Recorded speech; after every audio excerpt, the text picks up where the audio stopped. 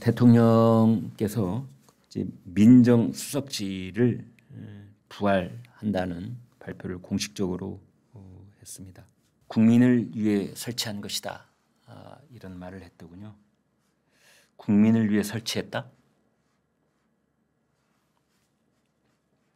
종전에도 공직기강 업무와 법률 업무가 따로 노는 것보다 비서실장이 법률가가 아니니 이 둘을 조율하는 수석의 필요성이 있었다면서 민심 정보라고 하지만 정보를 수집하고 다루는 일이라 우리나라뿐 아니라 세계적으로도 정보 다루는 부서는 법률가가 지휘하고 있다. 네, 이렇게 대통령이 설명을 했다고 합니다. 사법 리스크가 있다면 그것은 민정수석이 해결하는 게 아니라 제가 해야 할 문제다. 이런 말도 했답니다. 저에 대해 제기된 건 제가 설명하고 풀어야지 민정수석이 할 일은 아니다. 문화일보 석간신문은 이걸 톱 제목으로 했더라고요. 사법 리스크는 제가 풀겠다. 이런 제목을 일면톱으로 했었는데 선거라는 것은 그런 겁니다. 선거라는 건 그럽니다. 특히 국회를 구성하는 총선을 치르는 선거라는 건 그만큼 대통령에도 막대한 영향을 미치는 겁니다. 많은 사람들이 선거 전에 이런 얘기들을 했었어요. 대통령이 총선이 얼마나 중요한 선거인지를 잘 모르고 있는 것 같다. 대통령은 대통령이 된 다음에 본인이 0.75%포인트 차이로 당선이 되고 난 다음에 지방선거 이겼죠. 그다음에 진 선거라고는 강서구청장 선거 하나밖에 없습니다. 따라서 대통령이 총선을 웬만큼 져도 가령 예를 들어서 그 개헌 저지선이라는 그 100석 이상만 자신이 갖게 된다면 국민의힘 정확히 자신도 아니죠. 국민의힘이 갖게 된다면 그럭저럭 국정 운영을 해나갈 수 있다라고 생각했던 것 아닌가? 총선 참패라는 게 얼마나 대통령의 손발을 완벽하게 묶어놓을 수 있을 것이라는 생각은 안 했던가? 이제 이런 지적도 있습니다.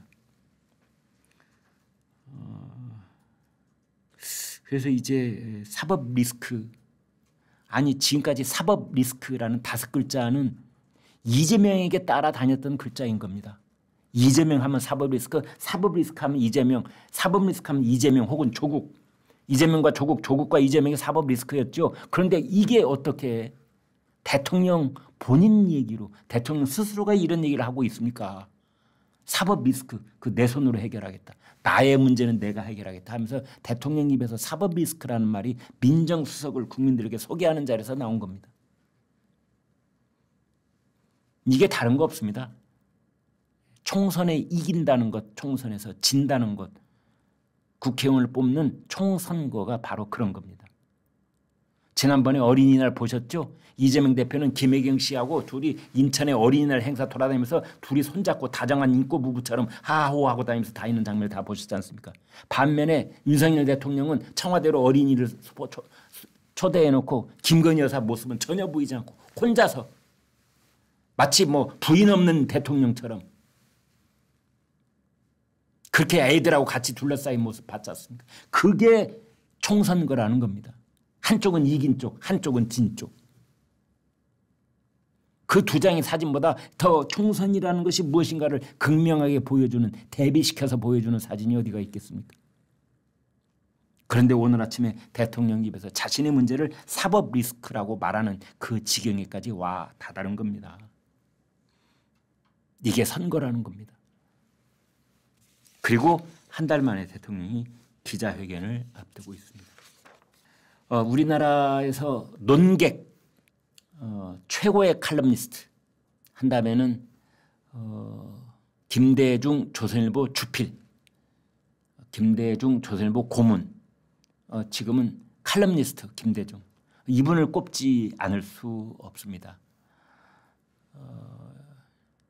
이분은 거의 그 1980년대부터 1980년대, 90년대, 2000년대, 2010년대 지난 한 반세기 동안 우리나라 언론사에서 가장 영향력 있는 칼럼니스트의 자리를 굳건히 지키고 있는 분입니다. 지금 나이로는 80대가 훌쩍 넘은 분인데요. 아직도 뭐 건강하고 정정하고 주기적으로 조선일보에 칼럼을 게재하고 있는데, 이 김대중 칼럼니스트가 오늘 아침에 조선일보에 칼럼을 게재해서 또 잔잔한 파장을 일으키고 있습니다. 제목은 보수 대통령으로서 당당해달라라는 주문을 윤석열 대통령한테 하고 있습니다. 자꾸만 그 애면글면 하지 말고 뭔가 예둘러 가려고 하지 말고 뭔가 몸을 굽히면서 뭔가 해명하고 설명하고 매달리고 제발 그런 모습을 보이지 말라. 당당해달라라는 당부의 칼럼인데 몇 구절만 여러분과 공유하겠습니다. 윤 대통령은 보수 정권의 대통령이다. 좌파가 그를 협치의 상대로 받아준 적 없다. 야당과 좌파의 공세에 대해 이런저런 구실과 핑계를 대면서 무엇을 설명하고 해명하고 이해를 구하는 듯한 언행을 하지 않았으면 한다. 보수 대표로 보수가 부끄럽지 않게 당당했으면 한다. 참 기가 막힌 말입니다. 여러분 주변에서도 아마 이런 말씀 하시는 분들 많을 겁니다. 저도 마찬가지입니다. 제 주변에서 이런 얘기합니다. 윤석열 대통령은 본인 한 몸이 아니라 우리나라 국민 전체를 대표하면서 동시에 보수주의자들, 보수지지자들을 대표하는 그런 정치인이기도 한 것이다. 나머지 절반 쪽을 향해서 무릎 꿇고 빌고 애원하고 뭐 해명하고 설명하고 하려고 하지 말고 자신을 지지하고 있는 절반의 국민들이 부끄럽지 않게 해달라. 당당해달라. 뭐를 잘못했는데.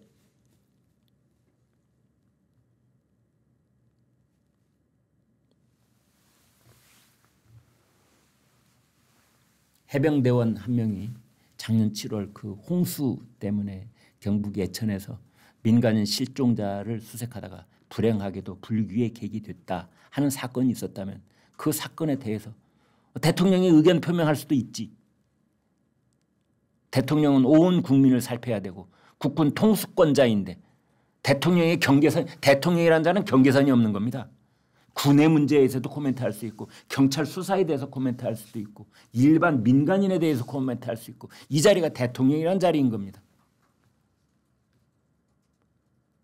그래서 해병대 수사관이 뭐 조사를 마친 다음에 거기에 뭐 업무상 과실치사 혐의로 몇 명을 거기다 전부 다 8명인가를 집어넣은 것에 대해서 대통령이 이건 좀 부적절한 것처럼 보인다라는 만약 코멘트를 했다면 이게 사실로 확인된 건 아닙니다만 보도가 지금 그렇게 되고 있지 않습니까? 일부 좌파 언론에서 이걸 과장해가지고 마치 대통령이 대단한 월권행위라도 한 것처럼 직권 남용이라도 한 것처럼 그걸 지금 확산시키고 있는데 그것에 대해서 제발 꽁무니를 빼는 것처럼 마치 어디론가 도망가서 뒤로 숨는 것처럼 그렇게 하지 마라.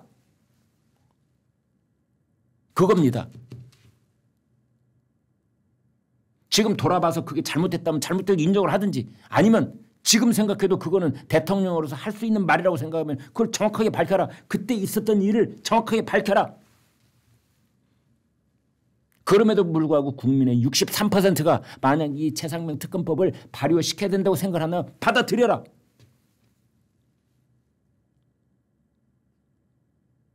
그겁니다.